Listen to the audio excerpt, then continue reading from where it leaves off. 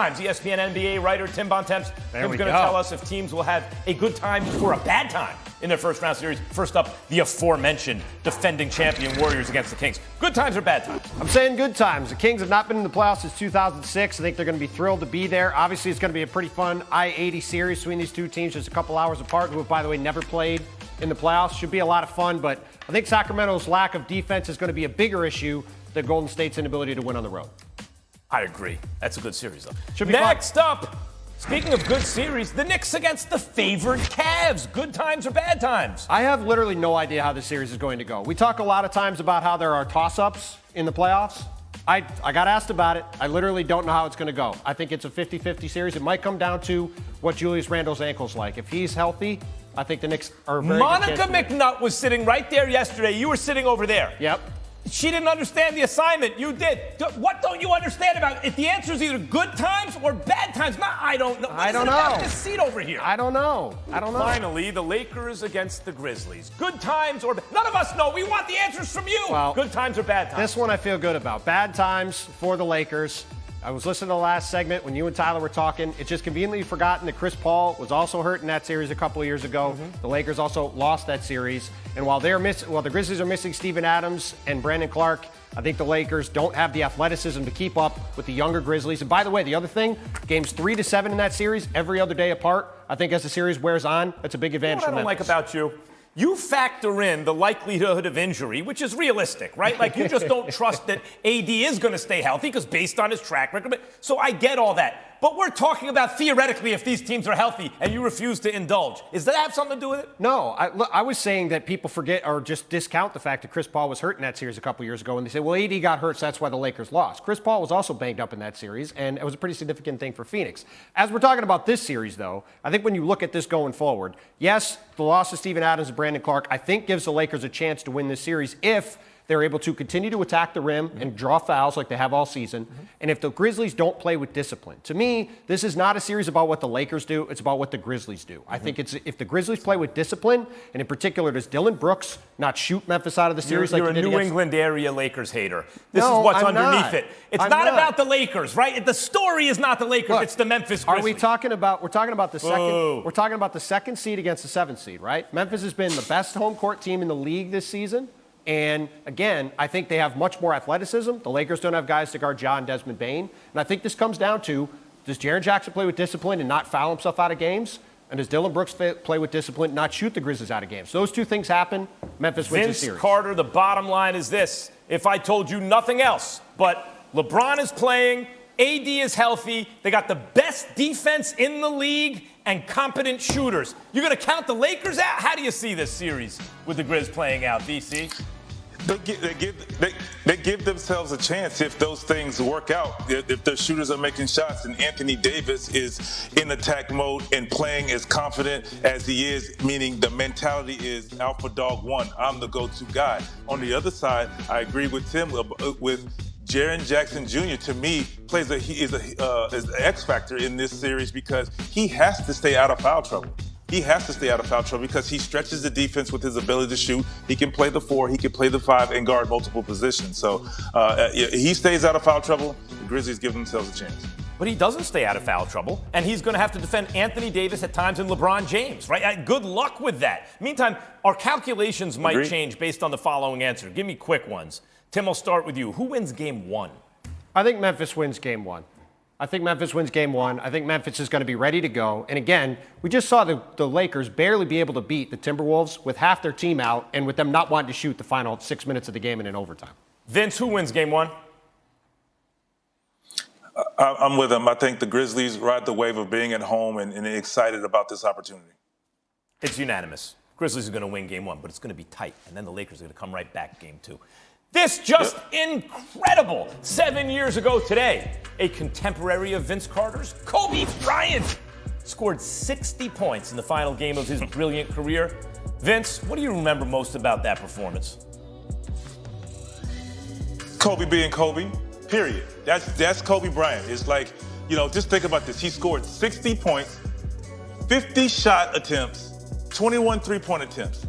And he wasn't coming back. This was his last game. He's scoring 60 points. A lot of us on our last game, we we're looking to make one shot or have a solid game. This man scored 60 points, and he looked like he could come back. That's Kobe being Kobe, man. We miss you, brother. Vince, he was cooked at this point, running around on one leg, basically, and we were all saying, but we know he's going to go for 30. The question is, will he go for 40?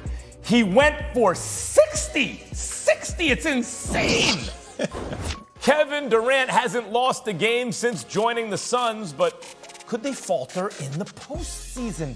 Someone on our panel thinks they just might. Dunking in pregame warm-up. This, of course, set Twitter on fire.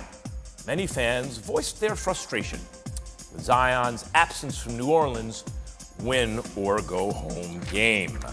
ESPN NBA writer Tim Bontemps and future Hall of Famer Vince Carter with me today. It's funny working at ESPN, right? It's always like future Hall of Famer, Hall of Famer, all pro, and this guy and me who I like basketball.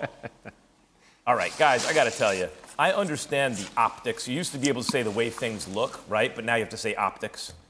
You can't say story anymore. You have to say narrative. You have to say optics. But I get the optics. People are like, come on, man. It's a do or die game, and you're able to dunk, but you can't play. But no, we can't play. There's a lot different, just being able to do this and being in basketball shape. I think, though, guys, when you combine this with his attitude from the other day, Monica McNutt was on, did not like it at all, right? Like, I think a lot of people felt that way. It's a little bit of flippant, his attitude. It was a little bit like, who cares? And it came across that way, whether or not he was feeling it. And then when you hear he's physically there, but he has to trust himself now, you're like, oh, it needs to be perfect, Zion? Come on. Tim, what's your take on the situation? Well, given we're sitting here with the guy who put on the greatest show we've ever seen in a dunk contest back, a little while ago, it's safe to say this was not exactly, Zion Williamson. It's not Vince in his prime. Well, it's also not Zion Williamson in his prime either, right? Like, I mean, people are going, oh, man, he's dunking in warm-ups. Why is he not playing? I mean, anybody who's seen Zion play in a game, this is not a guy Vince doesn't even count these as dunks. Yeah, I mean, they're basically layups. So, look, at the end of the day, here's the bottom line with Zion Williamson, right? Over his 4 years in the NBA, he's averaged 29 games a season. That is what he played this year. Until he starts getting on the court on a more consistent basis, we have to just assume he's not going to be out there. And as you see here on the screen, that's just a crazy amount of games missed over these first 4 games of the year. And you go back to the start of January, the Pelicans look like a team that would have home court advantage in the first round of the playoffs. We'll be talking about them starting this weekend. Instead, Zion doesn't play since then. They're now home for the summer. And you go into next season, you have huge questions about the fit of Brandon Ingram and CJ McCollum and Zion Williamson, how this team is going to go forward with these guys together, what their ultimate ceiling is. This year, we're supposed to answer that stuff. We have no answers at all. Vince, what do you think? To add to everything that Tim said, you have to protect each other, meaning like you can avoid this type of talk because now we're talking about this and showing that video the rest of the summer. But you protect each other. Like if you're going to have him work out and he's going to dunk or whatever, do it in private. Do it before the cameras get there. Do it in the practice gym. That's all I'm saying. Like you got to protect it. And yes, those are dunks and, those are layups to him. And, people say if he could dunk, he could play. Just like you both said. He still has to guard. He still has to run. And, he just has to watch his weight because that's still a lot of weight pounding on that body coming down on him and you wanting him to play. So I think there's a lot more that we're not hearing to this on why maybe he doesn't feel like he's ready to play and it's not that he's not healthy. Because when you say organization that, oh, he wasn't cleared, and when you hear Zion say that, oh, I'm good to go, but it's just mental, what does that actually mean? And now we're just nitpick and try to break that down all summer when they could have avoided some of this by just keeping this in-house. And Vince, you were on KJM with Keyshawn Johnson and me, and we were talking about Zion. And I got to say, there are some guys who come into the league, and I put them in this category. They're unstoppable physical forces. So from day one, Shaquille O'Neal, you couldn't do anything with him. He wasn't in his prime yet, but he was better than almost everybody, right? So there's nothing you could do with him. Zion's one of those dudes. From the time he's a rookie, there's not a lot you can do with him. But as Key points out, if you can't stay healthy, you can't develop. So it's a hell of a starting place, but you'd like to see him take next steps. This just invaluable.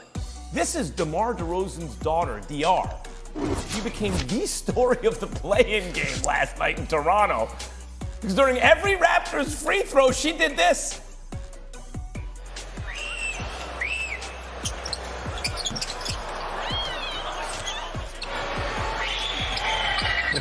This is amazing. Come on, man. That's a pattern disruptor. You know, Toronto shot 50% from the line, and that was the difference in the game, right? Like, well, by the way, it's not just 50% from the line. It was 18 for 36. They missed 18 free throws. The Bulls went 18 for 22. The Raptors went 18 for 36, including Pascal Siakam missing 2 of his final 3 free throws with 12 seconds to go with a chance to tie the game, as we see right here. I mean, it really was truly the difference.